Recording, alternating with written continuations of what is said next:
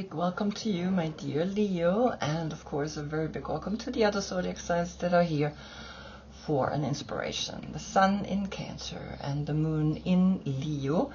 And of course we all feel that, so it's for all, but particularly you will feel it because it affects you, right? And of course now if you have your birth chart Moon in Leo, like me, I feel it very particularly. But in general, we all feel when the moon is in a sign and it affects us. And so the readings are for all, but particularly for you. So we're getting the Four of Water, which is Moon in Cancer. The moon is in your sign and the sun is in Cancer. So nevertheless, just before your reading, we had the moon in Cancer. We had actually a full moon. And I have to say, it was a difficult full moon for me. I was emotionally, I felt like I was sucked down into a type of depression or melancholy, actually more than a depression. A melancholy that was really like holding me in a place that I didn't know what to do with, right? And in a way, the four is that stability there. You have to find a stability in these feelings, in these emotions. And sometimes it's not easy. And so I'm going to take a moon card, right, from the deck for the moon and see what the moon is saying. And we're going to take another card from your deck because the moon is in Leo, not in Cancer, right? And so this is how I work.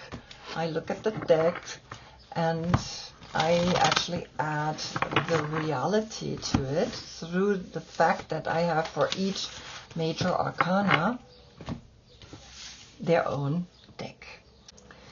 Dancing on one foot, the balancing act, the number 9. So when we calculate this together, we get the 13. There's a transformation, and it's really interesting. She's dancing into the Four of Cups. And so this is a balancing act, right? To be in this emotional connection, right? And we had a full moon in Cancer, and I have to say, right, it was difficult for me. It was a balancing act not to get totally sucked in and not to stay there. And thanks God, I do not stay there, but to accept that moment as what it is. And it brings you maybe the moment to say, okay, I'm taking care of myself, I'm going slower, I'm going and not using everything as what we sometimes think is right or wrong with this moment, right? And so the 13, the transformation, brings again the 4. So the balancing act is about you understanding the Four of Cups, and when you understood it, you can be here a little more in an easier way, right? And it's kind of like that moment of like, okay, I understand what's going on.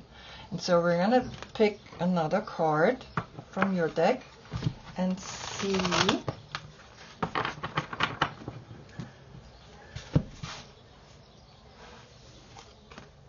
what's coming.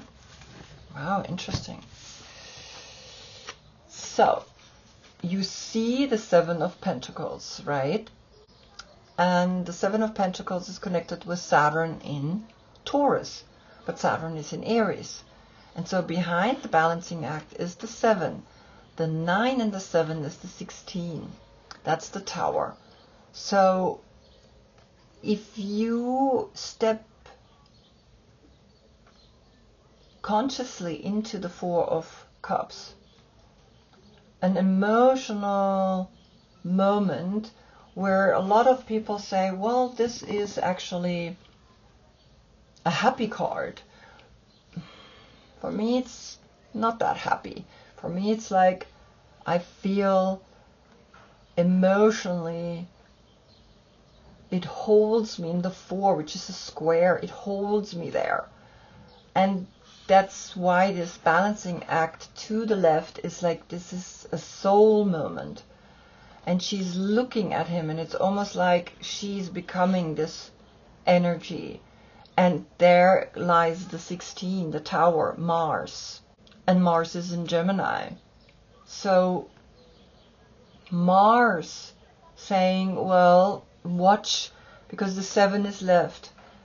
And when the 7 is left, the crown chakra, right? The 7 and the 4 is the 11. There's the portal. The portal to liberate you.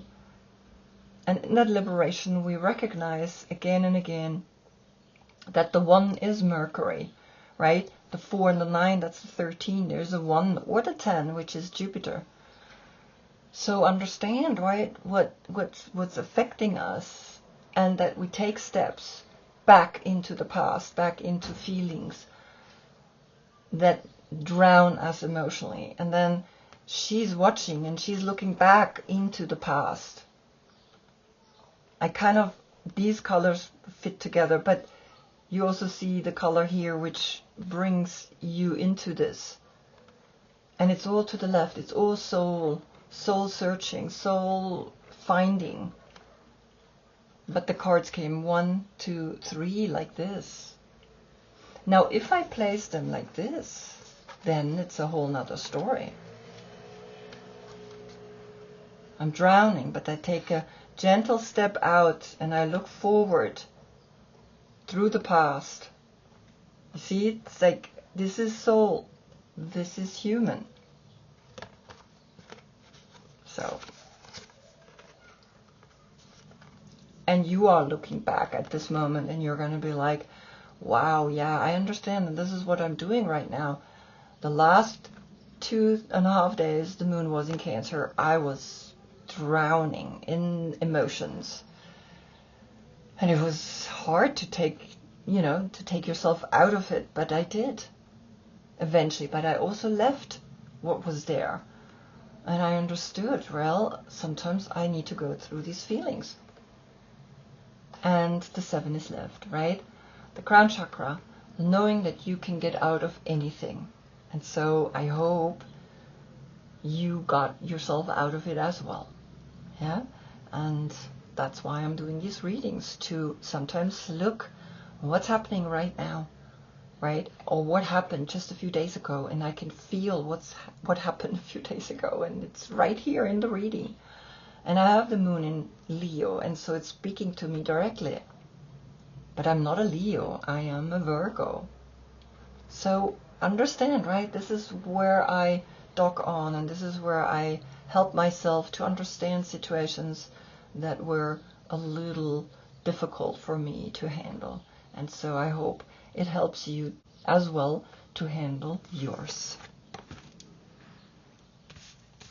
Beautiful, right?